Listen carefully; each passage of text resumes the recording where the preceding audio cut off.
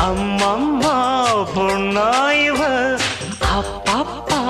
பொல்லாதவ ஆழமானவ துணி எடுத்து மூடிக்கோ மூடிக்கோ கண்ண மூடிக்கோ கட்டிக்கோ கட்டிக்கோ என்ன கட்டிக்கோ